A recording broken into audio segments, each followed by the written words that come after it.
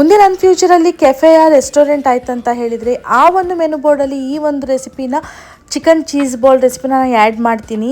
Chicken cheese ball ತುಂಬಾ ನಾನಾ ಥರದ ರೆಸಿಪಿ ಇದೆ, ಬಟ್ ಇದು ನಾ ಮಾಡಿರುವಂಥ ರೆಸಿಪಿ ತುಂಬಾ ಡೆಲಿಷಿಯಸ್ ಆಗಿ ಬಂದಿತ್ತು.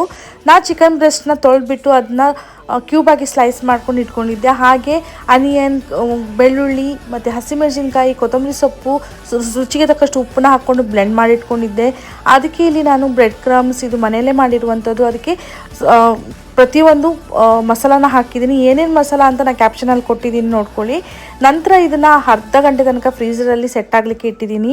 ಅದ ನಂತರ ಈ ಥರ ಒಂದು ಬಾಲ್ ಮಾಡಿಕೊಂಡು ಅದಕ್ಕೆ ಸ್ವಲ್ಪ ಈ ಥರ ಒತ್ತಿಬಿಟ್ಟು ಅದರ ಮಧ್ಯದಲ್ಲಿ ನಾವು ಮೊಸಲ ಚೀಸ್ನ ಇಡ್ತಾ ಇದ್ದೀನಿ. ಈ ಥರ ಚೀಸ್ ಇಡೋದ್ರಿಂದನೇ ಚೀಸ್ ಫುಲ್ಲಾಗಿ ಬರ್ತದೆ, ತುಂಬ ಟೇಸ್ಟಿಯಾಗಿ ಬರ್ತದೆ.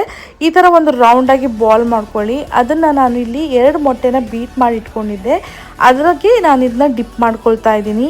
ಡಿಪ್ ಮಾಡಿಕೊಂಡು ಬ್ರೆಡ್ ಕ್ರಮ್ಸ್ನ ಏನು ಮಾಡಿ ಇಟ್ಕೊಂಡಿದ್ದೆ ಅದಕ್ಕೂ ಕೂಡ ಇದನ್ನ ಡಿಪ್ ಮಾಡಿಕೊಂಡು ಮತ್ತೆ ಒತ್ತಿ ಮತ್ತೆ ಡಿಪ್ ಮಾಡ್ತಾ ಇದ್ದೀನಿ. ಈ ಥರ ಸ್ಟೇಜಲ್ಲಿ ನೀವು ಇದನ್ನ ಸ್ಟೋರ್ ಮಾಡಿ, ಅಂದರೆ ಫ್ರೀಝರಲ್ಲಿ 1 ತಿಂಗಳು ಸ್ಟೋರ್ ಮಾಡಿ ಕೂಡ ನೀವು ತಿನ್ಬೋದು.